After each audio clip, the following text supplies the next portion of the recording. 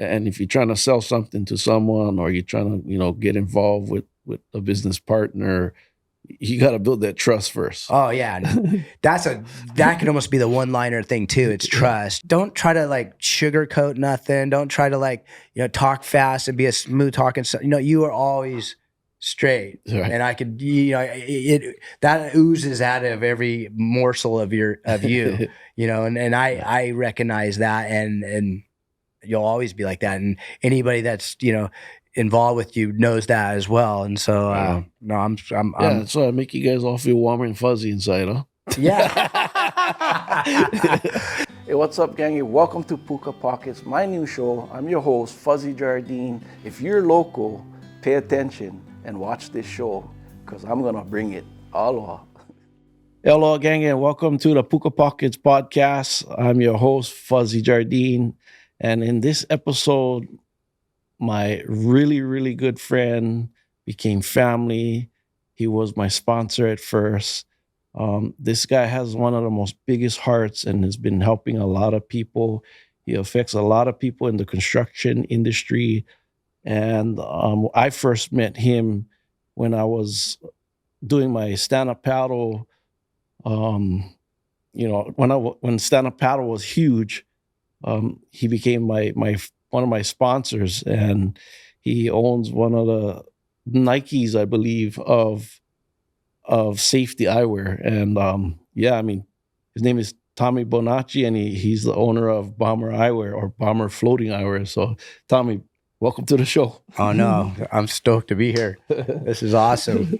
No, like just going back to family, and like when we met, I mean, it's like you know where it was going to end up, and coming back full circle to here is just awesome. Yeah. And I remember back when we first met. I mean, stand-up paddle was a big market for us. There's a new sport. We had the floating eyewear.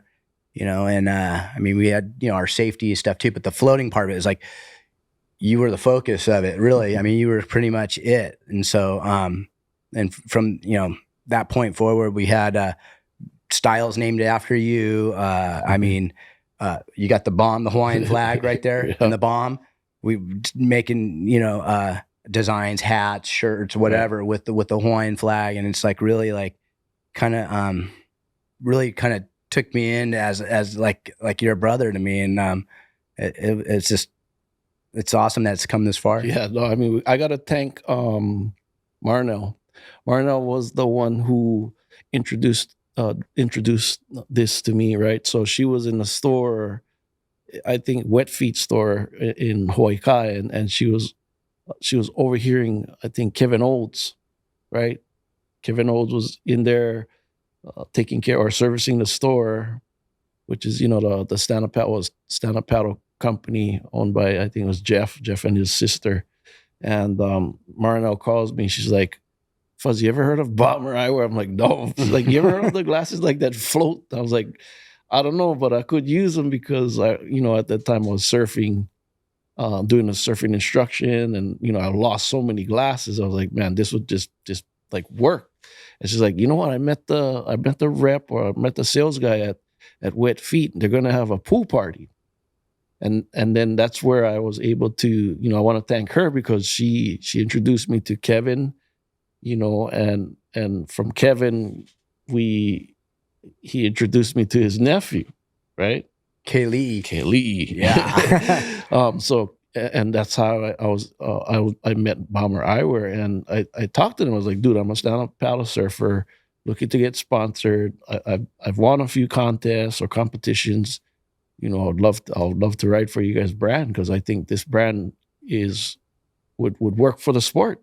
And from there, they introduced me to you guys, and it was it was a perfect fit. It was just like it was so just like a no-brainer, a natural fit. So like Kevin being instrumental with us, as as we were started this thing. I mean, my dad even talks about like before we even had the patent on the floating process and stuff, who had left, who had rights. I had my aunts and uncles all sitting around the table, and, a bunch of Italian guys smoking cigarettes and and putting these glasses together. This is like when we met, not far after that.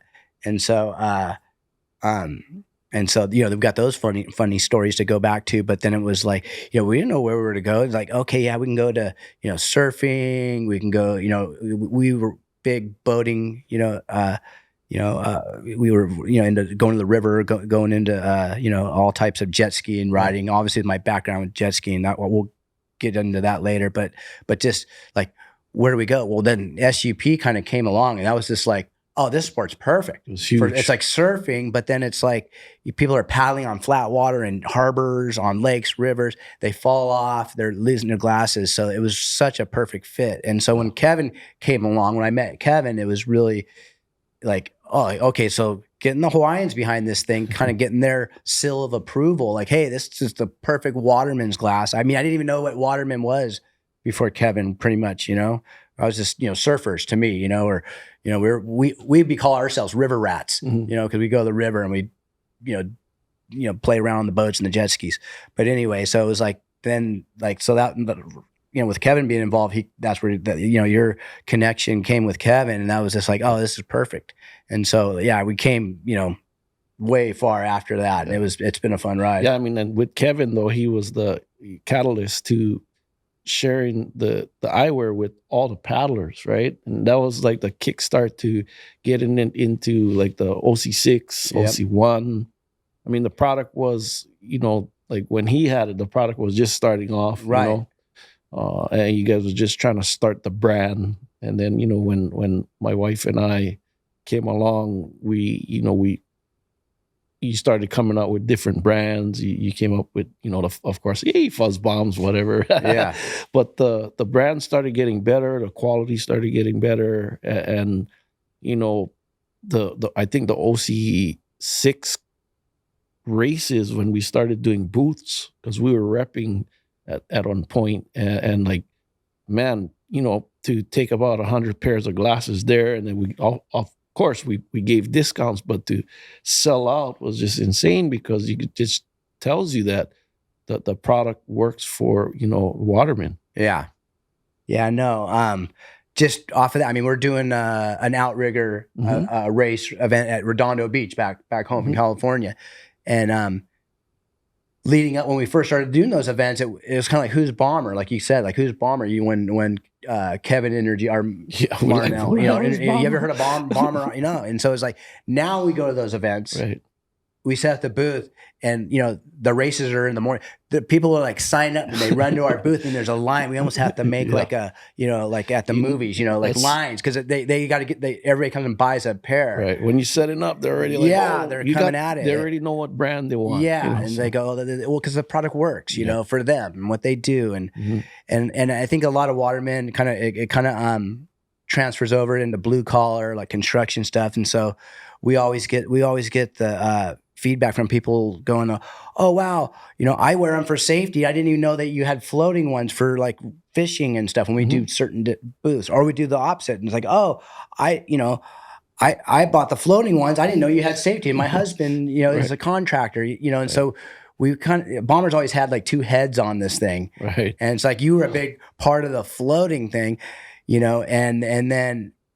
and I mean, like now with the construction and everything and building the houses and everything, it's like, now you're like kind of where we've kind of really launched our brand. Right. And so, well, yeah, take us back, Tommy, like, where you're born in Rees, and then, leading into, how Bomber was created. Kind of go back into your childhood, like where you learned your hard knocks. Well, I mean, wow, like that. I mean, it's great. I mean, because I was like, even our last question is like almost setting that up. Like, hey, like construction, I'm kind of going back to it, because I always know that's how I started. Right. Because, I mean, if we want to go back to childhood, it's like I wanted to be a professional motocross racer. Wow. So, I mean, I wanted to be Bob Hanna. Yeah. And I ended up in high school writing a term paper on him, and You know, some of the guys even out here when I surf with, like Uncle Bruce out there in Makaha, well, he's John DeSoto, the Flying Hawaiian. He was in my turn paper, you know, and so we talk about that, and we have that love for, you know, both surfing and moto and stuff. But anyways, it's like, you know, I go back and I think of that. Okay, I was a kid, I was racing, but I mean, even when I was a kid though, I was like an entrepreneur. I mean, I was mowing yards or whatever, you know, and I mean, I was a kid pushing, you know, our lawnmower through the neighborhood. I had a few routes, making money so I could buy motorcycle or motorcycle parts and that sort of thing, you know. And I had a window washing company. I mean, I had multiple companies. I built patio covers, you know, because I got into construction stuff. So I was always like an entrepreneur like that. And like, you know, you know, if it needs to get done and you want to pay for it, I'll get it done kind of a guy. And so I was always that. But like, you know, I'll get back on the racing thing. Like racing was my life. And then, you know, and as I, you know, kind of got through high school and I was, you know, riding motocross and starting to just get into jet skiing just out of high school. Cause I mean, the jet skis started, you know, they weren't even happening until almost like, till I was like in high school, you know? And so, and where is this, like where you grew up though? Like what where I grew up? Well, it's California. Okay, I was always in Cali. Orange County. I'm in Costa Mesa now. It was Brea back then, but so we kind of had, you know, we were about a half hour from the beach, but Brea was great because there was like hills behind. There was no development, so we could ride. So we rode a lot and stuff like that. But anyways, it was really like kind of like, you know, as I started racing, you know, jet skis. It came real fast for me. I mean, I went and I won like my first like 10 races, and it was like, I was like, wow, this is like like almost easy in a sense, you know. But it, you know, I was like, I was looking at the pros and whatever. As I started kind of moving up the ranks, you know, I started getting you know, because I want to like give you the story about how Bomber came my nickname, and so you know, and this is how it was. So next thing you know, I get this beautiful picture, be going over a log jump in like, you know, one of the, you know, the premier jet ski magazines, Right. And it's all Tom Terrific takes Long Beach or something like that, you know. And I'm like, oh my God, what's this? And I'm like, you know, I love the picture, but I didn't want to show my family because I hated the name. I didn't have a nickname at this point, and so okay, so fast forward a couple more races. We're racing in Huntington, West Virginia, and you know, I'm in front. I have a big lead and I'm racing on the Ohio River, and there's no beach. There's this big seawall, and like, so where we start, they build like a scaffolding in the water, right. and you start from right from there. You have to like climb down a ladder to get on your jet ski, and anyways, I have a big lead. I'm way out in front, and because that seawall and the PA from the announcer, you could hear really good, you know. And because I'm in front, I can't hear the other jet skis. So I come by and I could hear, and here comes the Italian stallion, the big Banach, you know, the next lap, you know, all these Tom Terrific. I mean, they called me like 5 different nicknames. And so anyways, I win the race. You know, you got to go all the way to the ramp to, you know, park the ski, whatever. And my mechanics are like, yeah, you won. And I'm like, I gotta go talk to the announcer. His name was Chuck. And I'm like storming back, and everybody's walking the different direction because I just won because the race is over. And I'm going the other direction through. People are like, yeah, way to go. And I'm all steaming and mad. Like, what's wrong with him? You know? And I go up there and I climb up the tower, big scaffold thing, you know, like it's kind of like a surf event, you know? And I go up there and I go grab the Chuck, and I go, hey, the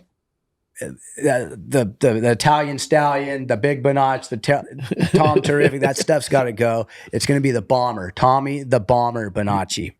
And that's where the Bomber came from, the nickname. Nice. It's a long story, but it's like, I always have to get that one out there because it was like, I never forget it. And now that it became the name of our business, it's pretty, you know, it's relevant to bring up, but also it's like, I mean, when I started Bomber Eyewear, the eyewear company, it wasn't even Bomber.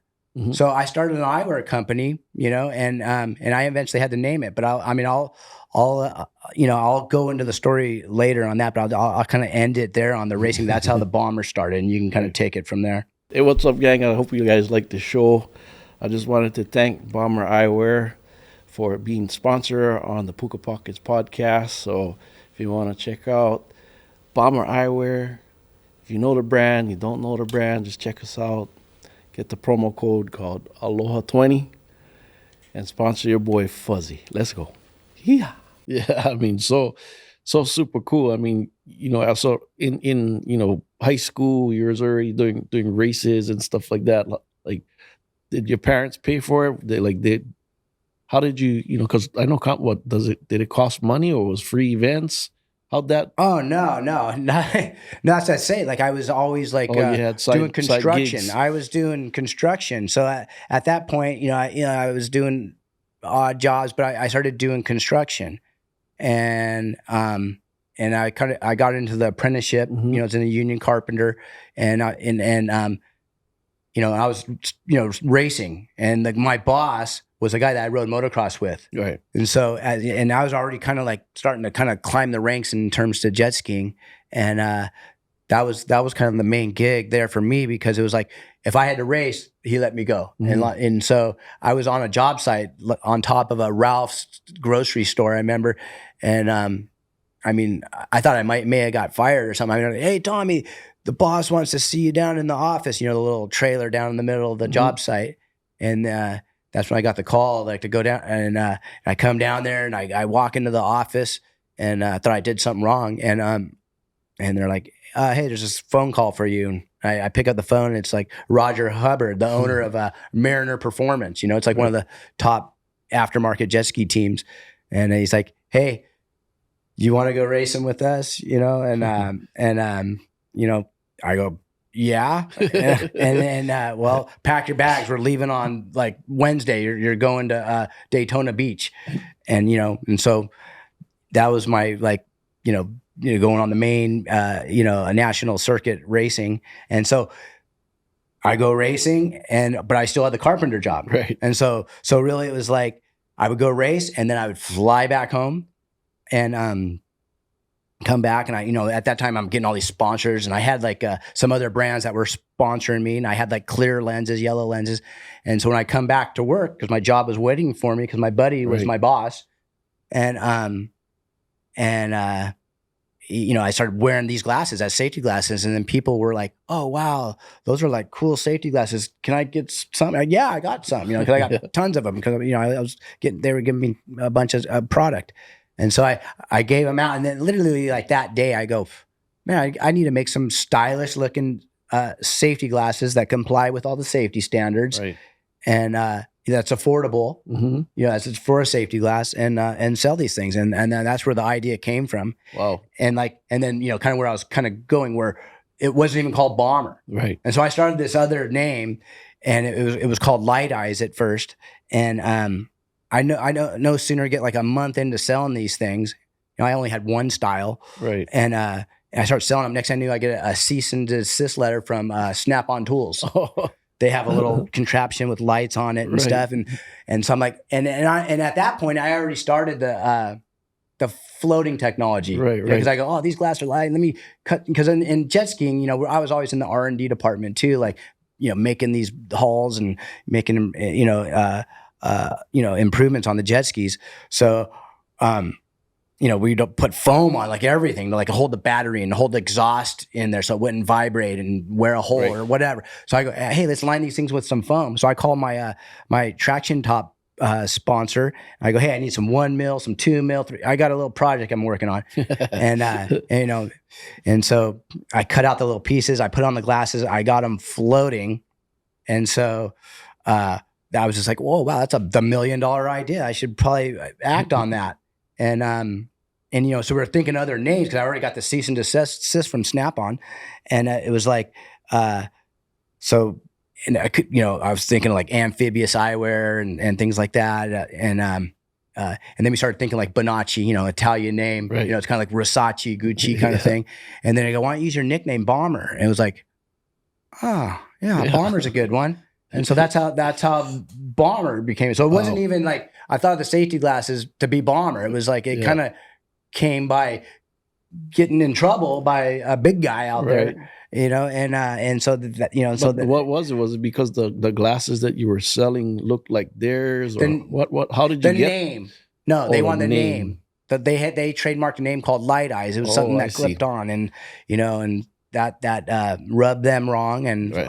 I'm glad it did. Right. And here we are. Yeah, I So, mean, to get a cease and desist, you might have was well, doing yeah, it's something. scary when you're just getting started. Right. And like you're like I did a lot of entrepreneur things. I worked, like I said, for the big construction companies in the union. I've done a lot of things, and then you're in this racing world, and I'm like a rookie, Mhm. and so I'm like just getting into it. I'm like, whoa, what do I, what do I do here? Where am I? You don't really know these things, but I mean, like nowadays, fast forward to now, I'm like a consultant to other people's startups, Right. whatever, with, brands, clothing brands. I tell you, you need a patent, agent, to write up a patent, you need Mhm. trademarks, call this, it's like anything, like you just learn as you go.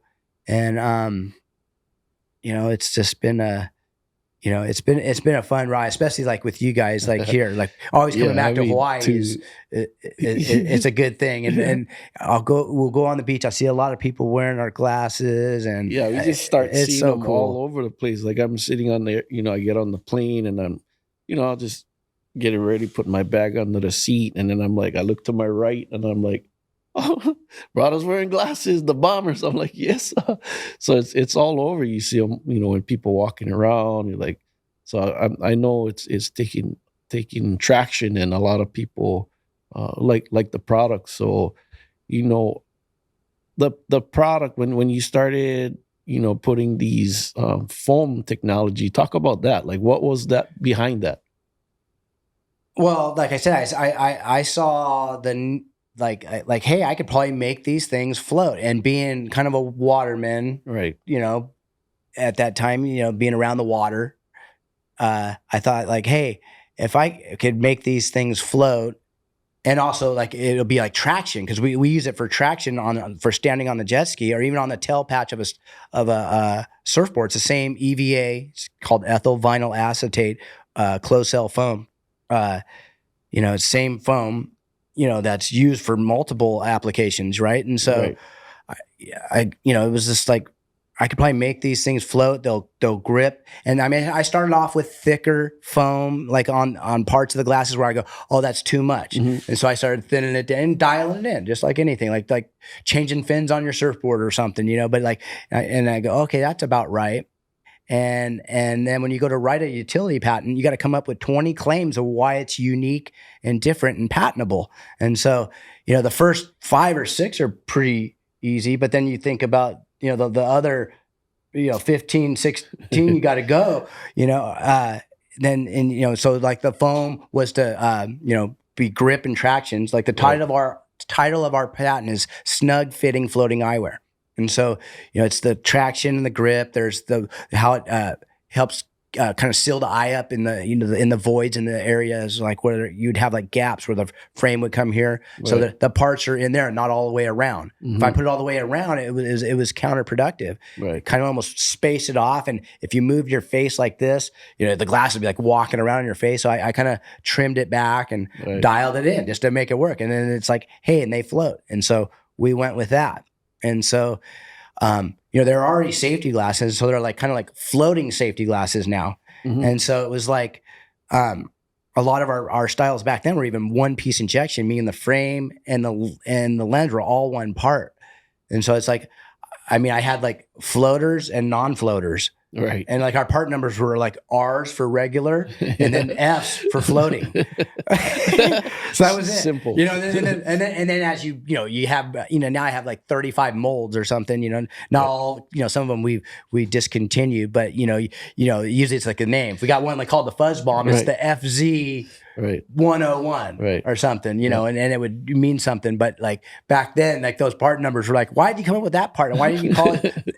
Well, because it was regulars and floaters, and so that was, because you don't know where it was going to go at that point. Mhm. And now we sell millions of these things. I mean, it's, I can't. You know what I like? I'm gonna What? stop you. What I liked about you and your brand and your company when I first met you, um, was that it's only you and your cousin who was running the company. No, it's I was it. like, holy crap! You think this big company? You guys are like this huge company, but it's like a mom and pop shop, and the amount of aloha spirit that you've given to the the watermen, like the sports, the competitions, the events, like you just like since I've known you, you always like try to give back to like the keiki and people that we hold these events at. So it's like to see homegrown a business like yourself was just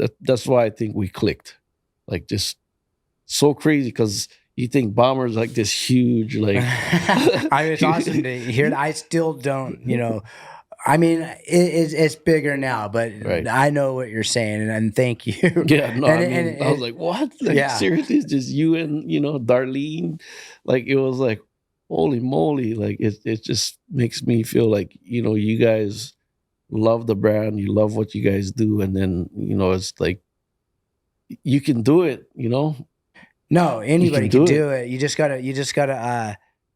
gotta keep grinding. I Yeah, mean, and like, in racing terms, it's like you gotta keep charging, right. and so like anytime there's always going to be an obstacle or a setback, and you just keep grinding. And then the opportunities where I get to sponsor people, I just go like, I feel like, especially like the kids, you call them Mhm. KK, the KK events and stuff over here with the kids. I mean, that's like always special for us to help with those where like, everybody will get a pair of glasses that signs up and stuff like that. And those are like, Yeah. I mean, Yeah, my it's heart huge. melts Yeah, on like that stuff. for Jeff Hubbard is one of the team riders, and he holds the free events in Waimanalo. So I mean, Bomber's been such a big, huge part of that, and then also Jeff and his brother and the whole team that just because that's what I grew up was we had that same competition.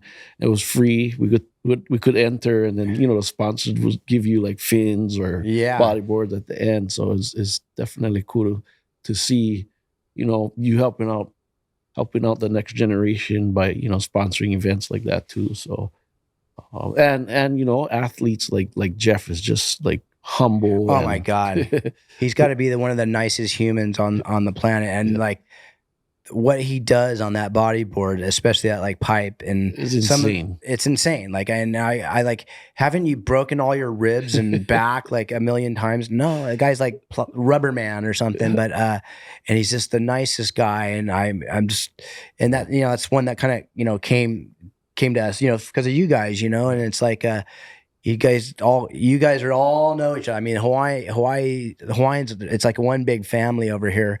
And, it's just cool to like kind of like get in and talk to these people. They're such, you know, you know, I almost think, because I'm Italian guy. It's like the Hawaiians are pretty close to Italian, except they're, Italians are more like, playing cards in the basement, you would think, whatever, and like, but like eating and family and, hey, Right. come in. Hey, like a newcomer comes in, you really bring them in. Hey, you got to try this and you got to try that. And the Hawaiians have always been really like because of you and Kevin and Yeah. now Jeff, and I mean there's just I can go on with name so many different people, Samote, just Yeah. the aloha spirit is alive and well with you guys. I mean, you are basically the ambassador of aloha.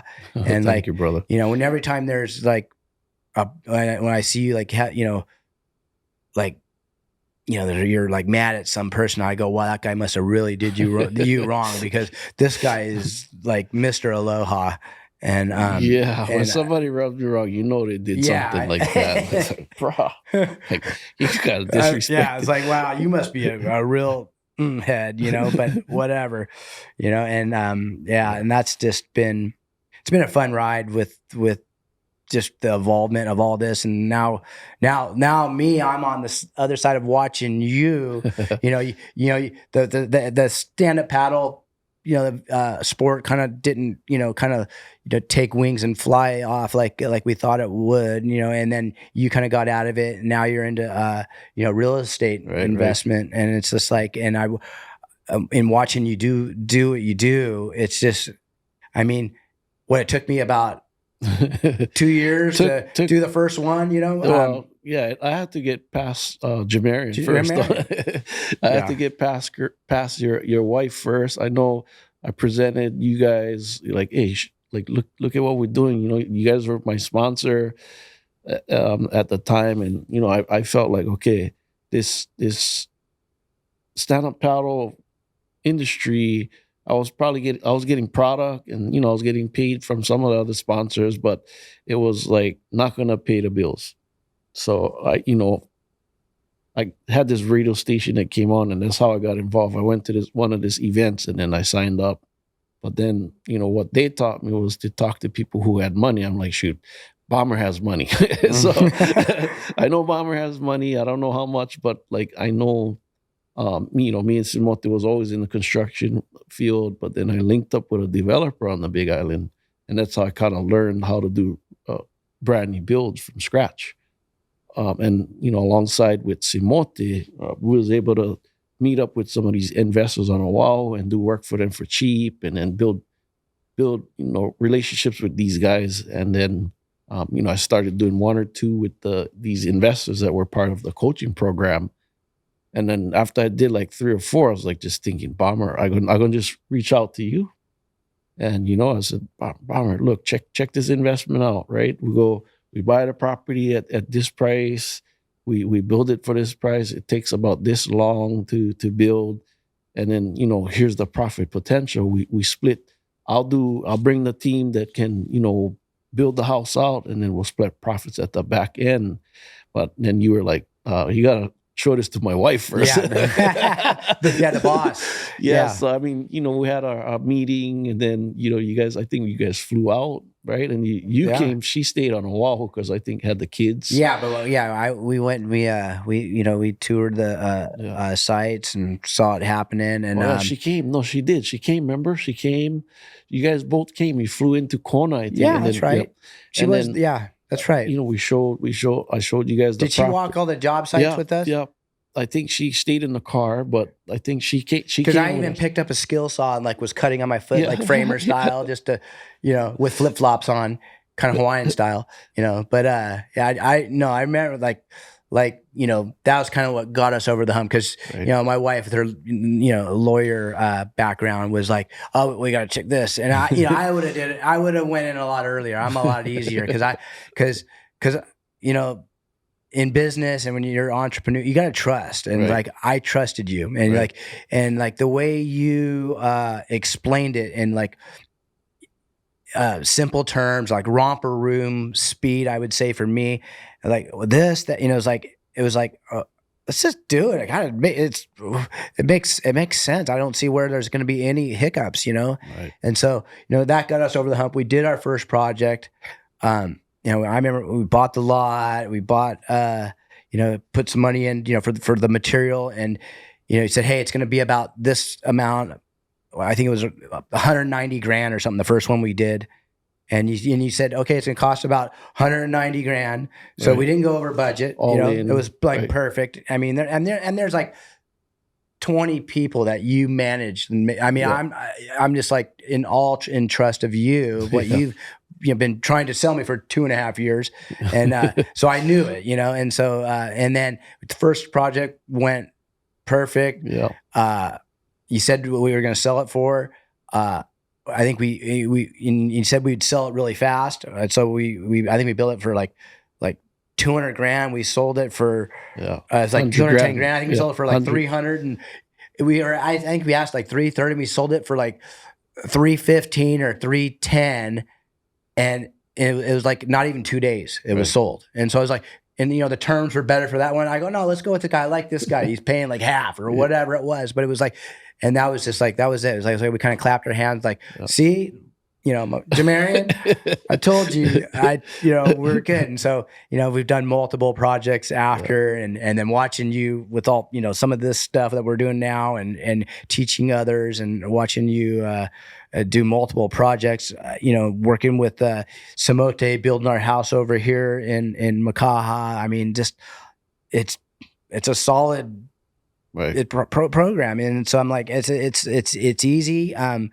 The only thing, like if I go back, like me, because I was always an entrepreneur, it's like I wish I would have just got into real estate and buying houses and Yeah. new builds, or if they're flips or whatever. I wish I was doing that 20 years ago, back when I was racing, even. Right. You It would know, have been a lot cheaper. How much is the properties, where you live? Like, yeah. Oh how God. how much more like from when you were younger Oh my to the God. prices that it is now in California? Yeah, I bought my house in 1996 for 235 grand, Wow. and I just won a championship, and I had like like a little over $120,000 in bonus money from Bombardier and some of my other sponsors.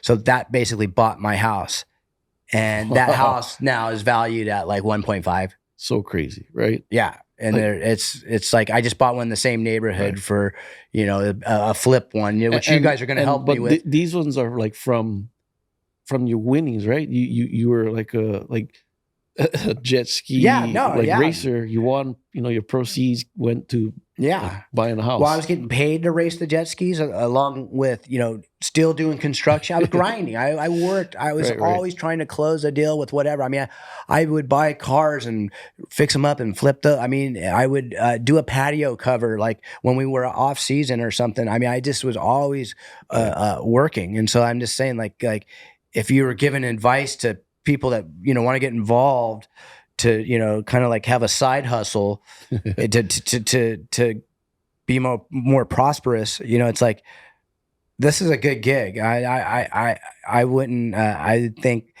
if, anything when you're investing or doing, I guess there's some risk, but like I said, like you kind of simplified in ways I could understand it, where I was like, you weren't a fast talker. You're like, hey, it's going to be, took us through the process before it even happened. And everything went like it was supposed to go. And it happens.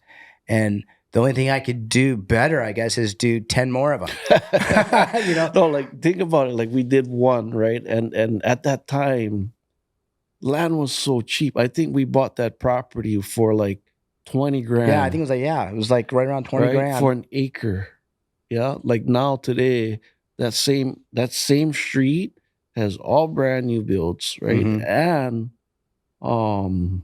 they're selling for like 100 grand. The lots, right? Wow, Even yeah. up to like 125. So there's houses all on that street. Because I remember Yes. I was like, oh my God, let's build a motocross track on this There's thing. like brand new builds all along that whole street. Wow. We created the comps back then, right? We kind of it was start like right at the like almost at the bottom, starting to creep up, and it's been, I would say, like I think it was 2016 or 17 when we started our first project, somewhere around there. So it's been a good run, right? Yeah. And like even COVID, we thought the market was going to crash. Yeah. Like it went the total opposite direction. And what's happening, I think now, even in California, on the they Big were Island, expecting a 20% dip in the sense, and I think it never stopped. Like the demand for homes right now is so high. Like there's not enough homes for people, right? And so that's why I think the real estate is always going to be around, whether like even if the interest rates was super high, we're still selling homes. This past year we're selling houses. Well, right? Especially on the Big Island, because you're financing half, if not a third, of what you would say in Oahu, in here. Like if you were to build a house here in Hawaii Kai on a 10,000 square foot lot, Hawaii Kai, you're looking at 3 to 5 million. Yeah. I mean, so it's like, the Big Island, and I mean, it's Hawaii. It's beautiful. Yeah. It's open and it's new, and you come in with all the new neighbors. Everybody. I don't know. It's kind of nice. I can imagine the neighborhoods are young. I think the reason why I build there is because, like, as compared to Oahu or anywhere else, with $1 million we could build 4 houses on the Big Island, instead of building one here on Oahu, right? And there's more opportunity to open it up to more local families that need homes that wouldn't be able to afford $1 million house here in Hawaii or Oahu, and then they could, go over there and the husband and wife can work like almost like minimum wage job or just above, and then still can qualify to pay for a mortgage instead of rent. Mm-hmm. You know, so that's kind of been my main focus, and you've been a huge asset to be able to lend to the projects that we've been doing, and believe it or not, like the amount of people that we're feeding that's involved with the whole process from start to finish is just mind boggling. Like there's over 100 people that's involved with, from buying the property. We're That buying, you yeah. work with now. So we're buying the property from the sellers, their agents, their lawyers, their escrow, officers, their loan officers, and then our side, right? Yeah. Contractors, the subs. So I don't know how you do it. I mean, a lot of times, people are like, oh, it's like on Hawaiian time, and you're whenever time I come here, you like find time to spend time with us and my family, with our kids and everything, and it's just like, I go, as soon as we leave, he's like, right back to work, because it's like, because I know how busy you are, because I didn't know if it was 50 or 100 builds going on at once. Obviously, that's like that's a lot of there's a lot on your plate. Yeah, definitely busy. We got Samotes up there right now taking over the reins, because I told him, Samote, like, I have to like do what I'm doing right now, because I'm able to go out, find more funding to keep the projects going on over there. Not only that, also educate other locals that's interested in, learning the process, right? Yeah. Because like right now, a lot of locals are just being priced out of Hawaii because of not being educated, financially, right? I mean, that's just, I think that's the things with, and not only Hawaii, like you look at all your friends in Cali, right? Because I mean, I think like traditionally it's like, hey, go to school, get a good job, buy a house, and it's almost like, nowadays it's like that isn't enough. Sometimes you got to have a little side hustle, and then I mean, this isn't a side hustle. This is the main gig with you and a lot of your other partners. For me, it's a side hustle for me, because I got Bomber to run, and so it's like it's really like a no-brainer. If I could focus on one thing, like, and I was 20 years old and know what I know now and hook up with you, I would be like, yes, let's go this direction. Cause it's like, cause that's where it's at. I mean, anybody that I've known over the years of, successful people, I've been around a lot of them, and it's like the real estate's always, a part of their portfolio.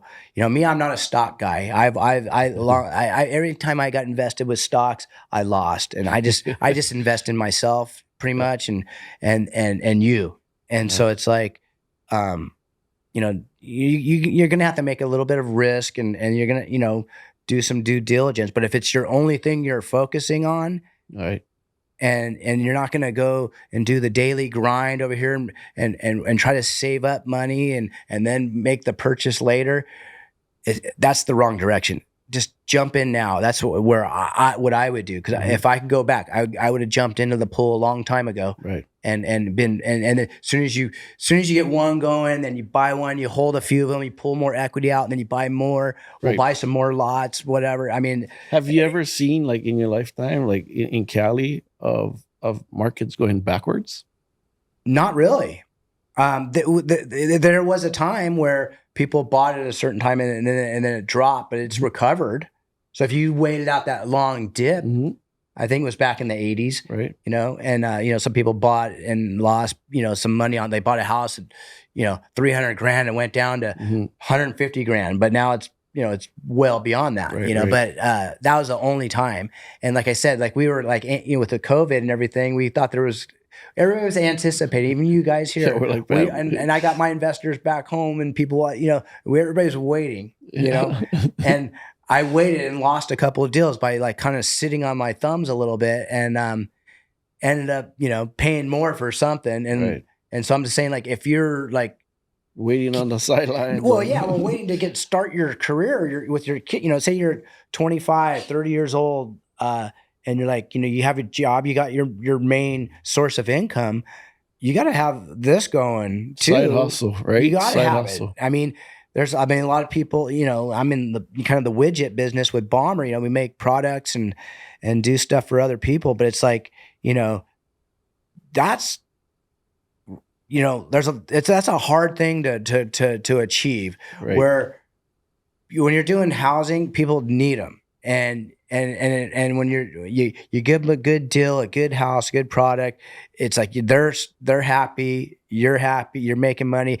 All the trades that are involved, from buying the land, the brokers and or agents or whatever, to the draftsmen and the guy bulldozing all the and on the Big Island there's a lot of heavy brush. The bulldozer fees, I see those on the invoices. But just all those people, you're helping everybody. So it's like, and it's if you don't build it, somebody else is. Right. And you're helping somebody else that's going to get the house, and they're going, wow, thank you. Right. If you're buying from me, they're like, wow, what a deal. Like I knocked 10, 20 grand off of you just because we liked that, the offer, and we like to help people. And it's like you're helping people and you're helping build your family. Just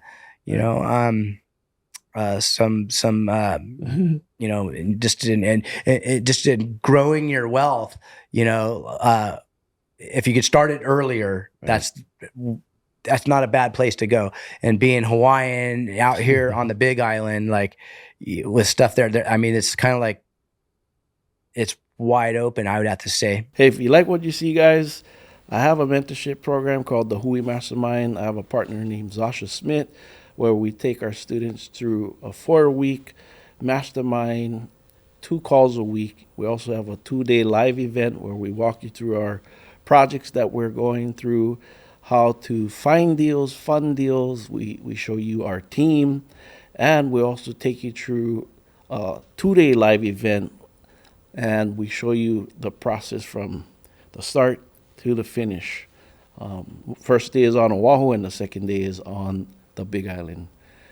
We also put you on a lifetime Facebook private group so that you can network with other students, and you will also have connection with Zasha and I, who are local real estate investors right here in Hawaii. So if you're interested in getting involved with the real estate industry, just message me below and let's get you going. Aloha. Yeah, I mean, there's a lot of building going on now. I mean, a lot of people catching on to what I'm doing, and also because I'm teaching, and a lot of people are following suit, which is smart. And there's so much abundance for people to even get involved, and personally. So like if someone wanted to do the same thing that I'm doing, they could hire or use someone's contractor's license, like a general contractor, and then they hire all their family members or the subs to be able to build this house like super cheap, right? So they'd be in it like what we're into it, right? Cheaper, and then like way better, right? If you're doing sweat equity, and then like not being able to have a $5,000 mortgage or a $6,000 mortgage like here on Oahu. Different lifestyle, but an opportunity to at least stay here in I think Hawaii. if I just going back, if I put myself back when I was a framer, I would be moving, because there's a lot of construction is evolving. I would buy the land and build my own house, as well as be involved in this, and then and be a framer. So I mean, I think there's tons of opportunity there, and and so it's like there's, even if the real estate didn't work out, you're still going to have a job. It's not like that market, the market for housing, affordable housing on the Big Island's booming. Can't make them fast enough. Yeah, I know. So talk to us, talk to me about what you call the like the glasses. So okay, here's a pair, right? So kind of explain, explain the technology, like, because I know you're good at explaining, what was in your mind on the safety side, and then kind of go into to your, like, the different types of products, like from pricing to where like, because I know that it's like the Nike of safety eyewear, right, for construction, and like every job site, people wearing bombers right now. Like, I know that it's crazy, and I love seeing that. I go and onto then a I job. think when Scaff Tramp, right, when Simote and Scaff Tramp linked up, and started taking photos of him on the Yeah. scaffolding, Oh yeah. like the Those. safety side just took off. Yeah. No, really, it really did, um, and I mean that's kind of where it was. I mean, I always call bomber like kind of like the blue jeans of eyewear. And so like wear them rough and tough, and Right. then you could thrash them on the weekends, for the water side of things, So this particular, but this is a buzz bomb here. It's one of our top sellers, and you don't have the side shields in here, Right. I took and them off. so this is like what we call a shield lens. It's all one piece, so real square and boxy, real popular right now.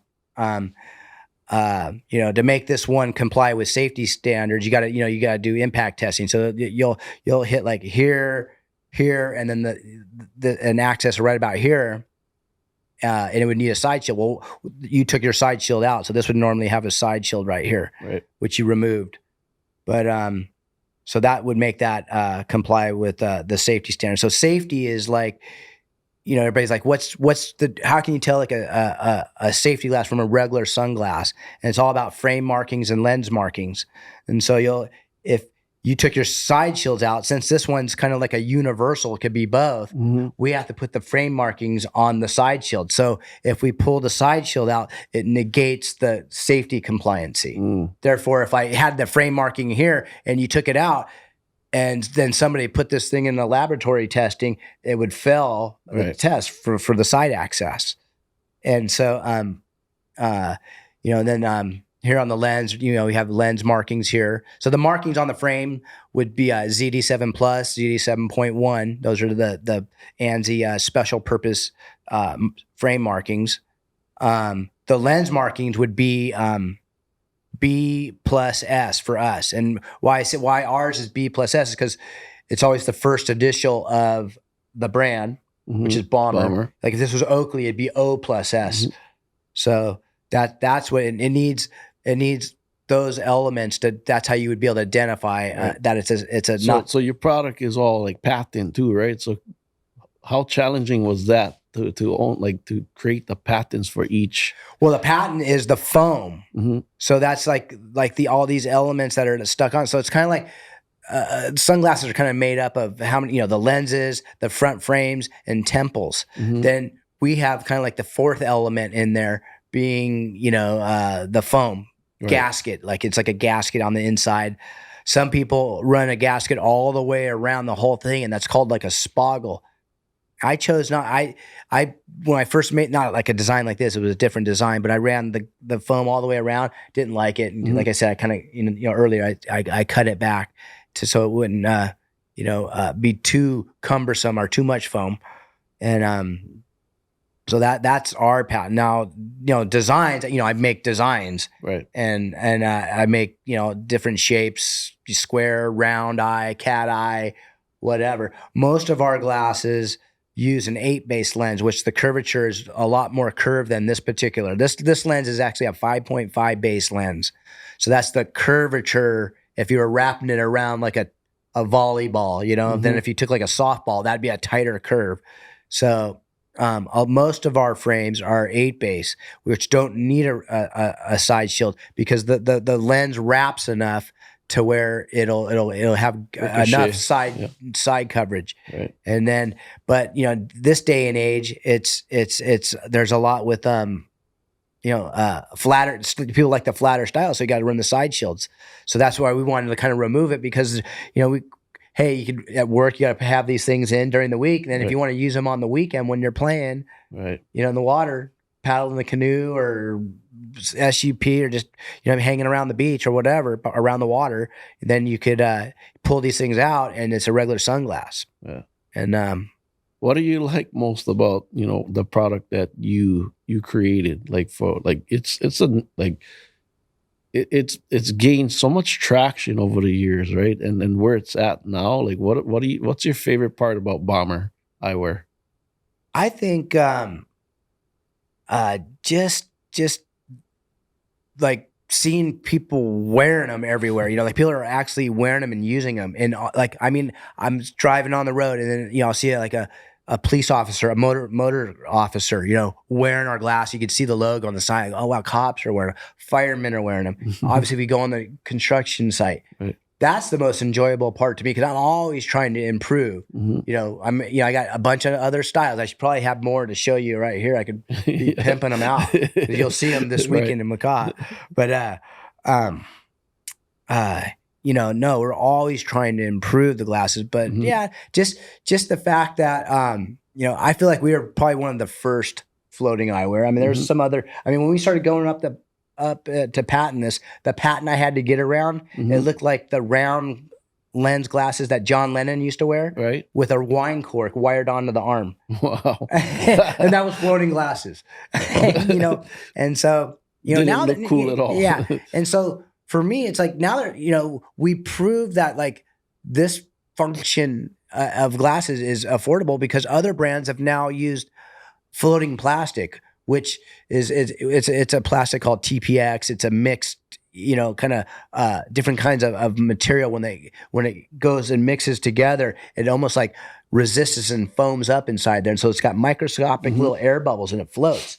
And it'll float. Right. The glasses will float. However, it won't pass safety standards though. Right. Because you're kind of like with the air bubbles. It won't take the impact. And so so it's like, I feel like other people are making floating eyewear because of us. So that's kind of cool.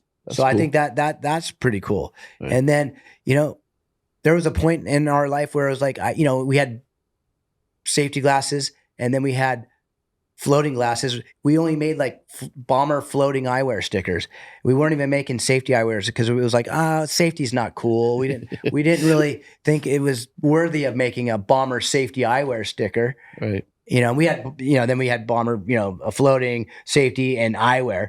But now it's like Bomber safety eyewear are the ones that are more wanted. Like we have NASCAR teams, the whole crew wears our glasses while they're, I even seen Steel Pulse, bro. Yeah. Steel Pulse is wearing Bombers. Yeah. I'm like, what the hell? Yeah. It's gone all over. Like that's my, like you said, that's kind of what my favorite part about Bomber. Not only because they're comfortable, they're affordable, but and then I don't lose them, but I see name brands wearing them. People like Steel Pulse, like that. The musicians. Well, that's what I mean. It's like it's like you see like I saw Vanilla Ice. I know him from racing because of motocross and he raced jet skis a little bit, so I knew him a little bit. And he flips houses and does stuff. Oh, he does big stuff in Florida. Yeah. But I'm just saying like so. I mean, I'll see him wearing our glasses and I, like I said, just regular people everywhere. And then band, we're doing something with Smash Mouth, a collab. Right. We're working with another company with Project Torque. It's a bunch of guys that are doing cars and stuff, and doing like upgrades on cars, a lot of turbo exhaust stuff, and just seeing it grow, and watching more people use the products, recognize that, hey, these things are pretty cool and they're wearing them. And like one of the nice things is like, I feel like I was involved with making, floating eyewear. Like, hey, I had to make people, go down that, that kind of innovation. Hey, I need to make floating eyewear because this Bomber guy's making eyewear. So there's other brands that we compete with. They have floating, options now, a few of them. And then I got brands that didn't make safety glasses. Now they have safety glasses because of me. So I feel like I helped kind of move floating eyewear as a whole sector of specific eyewear. And the same thing with safety eyewear was always out there, but I feel like I kind of was really behind cool safety eyewear. That's why I call it, like you said, it's the Nike of eyewear, because you go from you go from the cheaper brands with safety all the way to like, the lenses that change colors, and then like, higher quality Yeah. Yeah. You're referring to like photochromic or or transition chromic, yep. lenses. So that's what we're And known for, like a lot of specialty, a lot of, polarized lenses. yeah, polarized for, for both safety, because our original polarized glasses wouldn't comply with safety standards. But, our new lenses, great lenses. I mean, they should be sold for more than what we sell them for. They're such good lenses because we say use them for floating. So we have to use really high grade polarized lenses so they won't delaminate, because polarized lenses are like plywood, Right. Layers.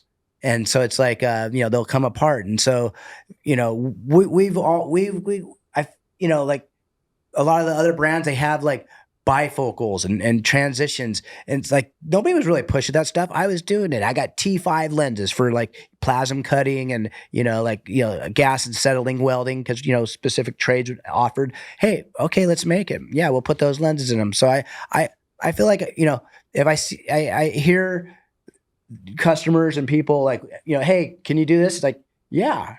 Cause it's like, if I was building a race car, it's like, can I make it, it's fast. Can I make it, turn better? All right, let's put some more wing in it. So we're just, I come from that world of racing and it's like, if you're not winning, it's kind of like, you got 6 days to fix it. Otherwise you're not going to, nobody's going to keep painting if you keep losing. Right. So it's kind of like you go fast. So it's like, and that's the same thing with business. I think going back with you, it's like, my wife was like, oh, the lawyer stuff. Oh yeah, I get it, but I'd rather just write you the check. Let's go. I trust him, And if we lose, then it's like, that's on him. It'll be like, sometimes you say like, oh, that guy, never paid me back the money he owed me or whatever. It'll say it's $1,000. It's like, well, that was now you never have to deal with It's him a again. good thing, right? Yeah, it's like the best 1,000 you spent. Now you know who not to work with, Right. And so I think that's like my mentality of where I've been. I feel like I was kind of somewhat responsible for some of those features and pushing them a little forward and seeing other brands doing it. I go, I feel like I'm not going like, oh hey, I saw them making these lenses, let's go and do it. I mean, I got other lenses that are coming out I don't even want to talk about right now that I've already seen. I'm going to probably be the first to launch them. I'll tell you about them off the show, but we'll make sure the cameras keep rolling after we close. Yeah. But it's really like, I see things, I go, hey, people might like these, and so it's like, so we'll try different lenses. That's not that innovative to me, because it's kind of like, well, they're out there, it's like, if we could make those kind of lenses, and it's like, why can't we, and so we, so I kind of push the lens manufacturers, like, hey, how come you can't do that? And so then they come up with the stuff. So I've, kind of involved, in with the involvement of lens technology. So how did real quick before, we kind of go into something else, like how did you come up with the first products and did they have like molds, or you met like a manufacturer in California? That's how did good that question. happen? So this is a great question, because it's like, when I first thought of the idea, I was wearing one of the sponsor glasses. Not going to name any brands or nothing, but I came in, I go, I got to start finding somebody to make these things. Right. Plastic injection guys or whatever. Ended up hooking up with a guy that was an importer, and he had a bunch of glasses that were like kind of open mold stuff to look at. I go, well, that one's pretty close. I guess I can go with that one. So my first design wasn't even really my design. I just put my name on it, which I got a cease and desist letter on. Yeah. And at that time, I already started my own mold. So that's how that started. But now, now it starts out with, we do full 3D, files and make drawings and, So you get like an engineer that creates the drawings, or how does like what? Well, I got a guy I work with that's good with the 3D stuff. We'll do some of the 2D stuff to kind of what it looks like. And then there's like a mold, or it's like a print. How does they build it in masses? How does it work? Manufacturing. Making the prototypes, what we call RP samples, and they'll look like a 3D printed thing. And back in the day, they called it stereolithography. This is before 3D printers, because I go way back. and uh, basically you would create a 3D file of this design, and it looked like this, like a printer box. It's like a box, like about the size of a basketball, big square, and and it would and it was full of like resin, clear resin. Yeah. And so it's what it would do is it would the file, like it's printing it like it would this, you'd see this little like laser ball going back and forth all around the layers of this frame. And what it would do is it would, everywhere that laser hit, it cured the resin. So it's like, now it's like they melt the resin and it goes right in.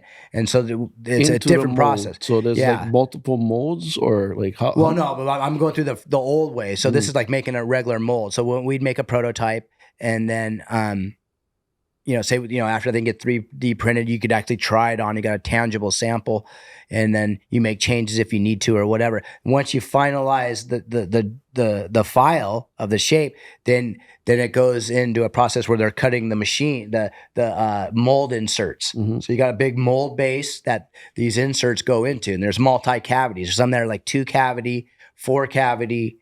There's up to like 24 cavity. If you got mass production, you want like, a 12 or 14 or 24 cavity, mold. But, and so, you make, now you're doing the negative. So you're basically, you're machining out like one half of this is like a temple arm. You're machining out like the metal where that arm would be in there. That was the shape of that prototype. Right. And then the other half, that's the other half. And these halves come together, and there's, where the material shoots into all kinds of holes and stuff and going on there. And then, once it's in the mold, it gets injected. Then when it comes out, it's like a big shell. And it has like these push pins, and it pushes the parts out.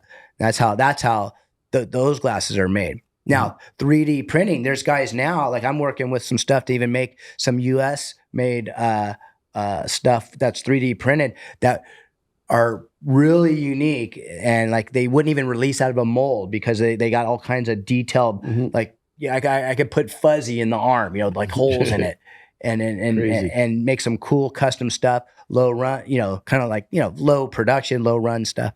And looking into doing some stuff like that, because technology is advanced. So if you got to keep innovating, know. So that's the thing. Keep coming up with new cool stuff. And the brand has gotten a lot of new styles which people are liking, and then you listening to a lot of the people who are wearing it. For sure. Yeah. No, it's really like it's just it's cool. It's really like when you look at, like when you're like marketing stuff, it's like you're looking at demographics, like okay, from 18 to 25-year-old, like that's a pretty premier demographic to kind of hit. So I would say our demographic is probably 25 or older, even more into the older, demographic. But it's like, and that's why we offer some of these specialty lenses with bifocals and readers and stuff. Your eyes start going bad or whatever for layout, doing construction. The layout guys like them. Yeah, but the product is just, speaks for itself. I mean, and then the affordability too, right? And it's kind of similar to what I'm doing too. Like, I'm not going for the expensive homes. I'm not going for the cheap homes. It's kind of right there, like where it's in the affordable price range. And then you can reach more of the masses of the people. And then you're creating, filling a void or a need, which is what I like. That's where I like being. And it's like to go on the job sites now. We go on like massive job sites, and to see how many people are wearing the glasses there, it was crazy. Like I went onto the SoFi Stadium job site a few times while that was being built, and I'd have to say 40-50% were wearing our glasses. Like it was just, not every job site's like that, but that what was, or sometimes there's more, That must make you feel proud from like, hey, you were working construction, and then you like created this, your own eyewear. Just Yeah, it does, and like safety week, all these safety combine events that construction companies have now, because they have to operate, so they got to run those events, basically to promote safety and for insurance reasons and whatnot. And so we get hired to go onto these job sites, mhm. and a lot of times I go up there and I speak about it, and a lot of the questions are like, I usually like throw product into into the crowd or whatever. So usually like a crowd of a couple hundred guys out there, and I Mhm. talk about safety stuff, and I tell them about that beginning, coming from construction, Right. and then, oh wow, we need to make some stylish safety glasses, and so people kind of relatable, Yeah. with me, and I sit and talk with them and hear the good, hear the bad, and just keep trying to improve. Yeah, man. Shoot, I mean, was there any setbacks, that you can remember, or Oh any like God. downtime, not downtime, but like something that you can remember, that you can kind of share, like, hey, I went through this, and then this is how I like kind of came out of it, and then now we're Do you want current setbacks or do you want like future one? No, I mean, if you're in business and you sell, and like, you sell, you know, 500,000 of these things a year or whatever, or more.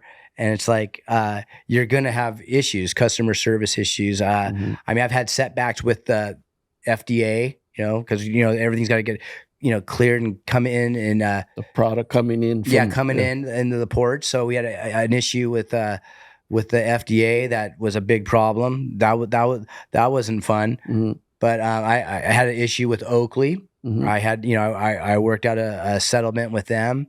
That wasn't fun. I've had multiple uh, uh, defect issues. One with paint peeling off, Mhm. because we use a lot of flexible material and stuff in the paint. So a lot of recall with that. Delaminating polarized lenses. Right. Uh, I remember Big that. problems with that. Uh, I mean, even this frame here, the Buzz Bomb. I mean, we've had issues with the arm, the temples breaking, reworking the mold, fixing that. Mhm. Might even change material to make it even better. Right. But that's a current one. I mean, there's always problems, but as as you go through these things, you just oh Punch through. oh oh, there's a problem. Okay, Right. deal with it. Right. And you know my brother, like when you picked me up, he was talking about something about a brand that was talking about one of these issues, and I was just like, yeah, that's a problem. We're trying to fix it. And I mean, and what we do what we have to do to try to fix it. Yeah, man, I like your demeanor, and like the way you handle things is so calm. Like I watch you, like you just handle things with cool, calm, and collected.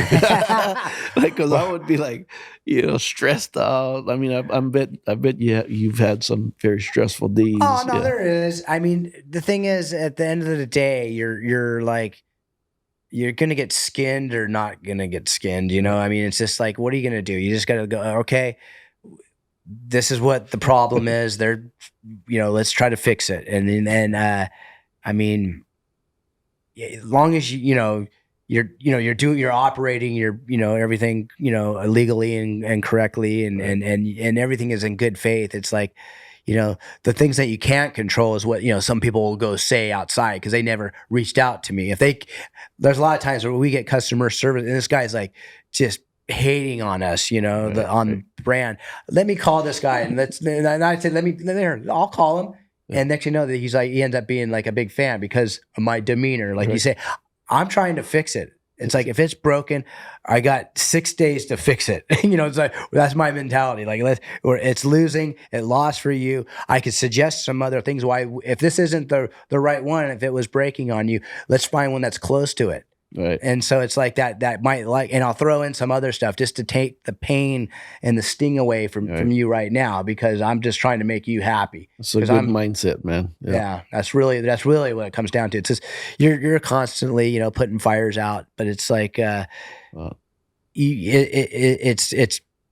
it's just part of that's the one constant in business, is like, there's gonna be hurdles. You're gonna be building a house and there's gonna be a storm.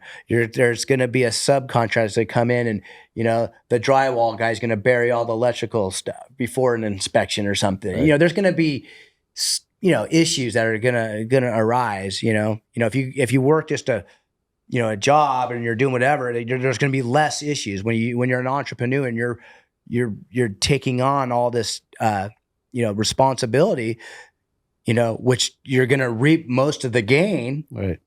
If you're going to put that kind of work into it, reap most of the gain and be ready to put on those gloves and fight your way out of whatever is coming at you, because it's going to come, but be prepared for it. Right. So, we're going to come to an end here pretty soon. So I just wanted to ask you one fun moment that you can remember while in Hawaii. One fun moment, whether it's surfing or, one memorable event while you, oh my you spend God, time that's in Hawaii. I got one that Tough just jumped question. right in my head, but I don't even know if I could Talk about it. Okay. But no, don't like as far as it had to deal with the urchin. I stepped on an urchin. Okay. Perfect. Good story. Yeah. And so I stepped on an urchin, and I think it was at Trax or something, here West Side area, and David Kawada was there, and like, oh man, and so what happened after that? That's the part I'm not going to talk about. but it was a fun story. Oh, in Hawaii, right? If you step on sea urchin, just so everybody knows, the spiny looking things from the ocean, and they're like spikes that go into your that was painful, into your foot, or if you fall on it after you surfing and you fall, they just stab you, right? And it's painful. Yeah. And the way to fix it is, okay, turn away. You end up using your urine, right? Yeah. That's it. He pissed right on your foot, right? Oh, that's so classic. So that's so funny. Yeah, that was my wife, Jamarian, taking that charge on that. But actually, I got another one. Actually, that's my wife, Jamarian. So it was the first time we came to Hawaii. We were staying in Waimanalo, which you come from. Beautiful. Love that side. The east side is beautiful, and we were all over there with Kevin Old and his mom. Remember, his mom was there, and it was, I think it was a wedding or some kind of event. But we came back to the house. We had a party at the house, and my Jamarian, my wife, she's Filipino, and everybody asks her a lot of times, "Are you Hawaiian?" Or she looks tropical, and it was the funniest thing because she looks. I mean, I'm total Halle guy, here, and she Mrs. Olds goes to Jamarian. She goes, "Oh." She's all, "Oh, are you from the mainland?" And just being nice, And she's, "Oh no, I'm not from the mainland. I'm from Torrance." I thought that was funny. Yeah, that was a funny one. We all pretty kind of laughed, because it was just like she's so Halle, she doesn't know she's Halle, kind of a thing. And I thought that was a funny one. Yeah, that's a funny story right there. Oh man, yeah. So one thing before we bail and stop this show, one thing that you can kind of share that could inspire someone to get off the okole or do something that you can like give your 2 cents to them. It's a tough question, but I know one thing, a one-liner. It's a one-liner. I know what it is. I know you have a bunch, and it's just because if you're struggling, say you're struggling, because when you was always on Hustler, how does someone just getting out of high school or starting to think, okay, they don't know what they want to be, right? What kind of advice, I would say, you could give someone that's trying to figure out, okay, what the hell am I gonna do? How do I still stay here in Hawaii, or Well, if it's I'd just say if it's a one-liner, I'd just say work harder than the other guy. Right. Yeah. True. I mean, that's kind of, if you're not going to do it, the other guy will, if that opportunity's there. And that's my racing, when I was racing, I wasn't the most talented guy, but that was where I go, because I was more like the test rider guy, and I would help design the boats and the package for my teammates that would beat me on my stuff that we would make with the crew and the team and the R&D and everybody.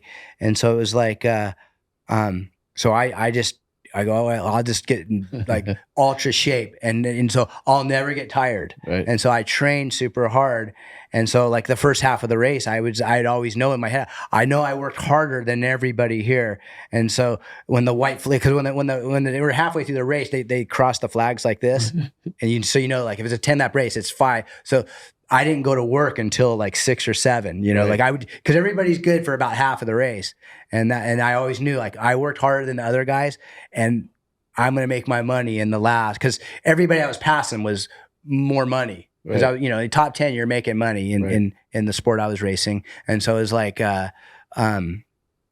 so that's right. Work harder than the other guy, and you see another guy working hard, watch what they're doing. And then if he's doing 10, do 15, do 20, whatever, if you could look over into the other side, see what they're doing.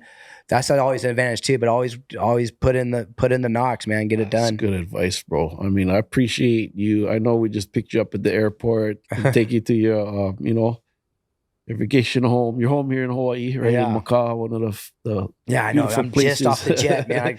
I get the airport slime off me, but no, this was great. It was great to do this and kind of go back and do a long story, a trip down memory lane and talk about all this stuff. And it's been since 2000 and I think 2009 is when the stand-up paddle, when I started, and I think I met you guys around that.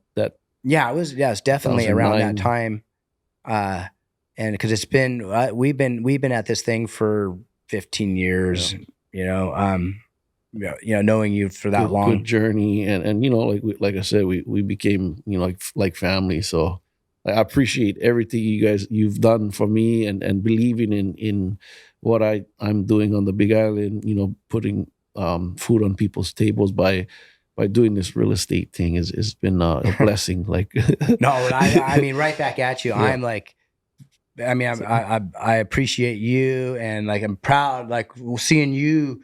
Do this and helping people, and it's like the spirit of aloha behind it. You really want to help these people, do this. And it was like, me, I was like, it was a no brainer for me. I was like in all the way. Cause I was fortunate enough to have, I saw it, I've kind of been doing things like this already a little bit anyways, but it's like, okay. But yeah, I mean, it's awesome. Thank you for believing in me and trusting me, right? Yeah. Because I have to, that's the thing with business.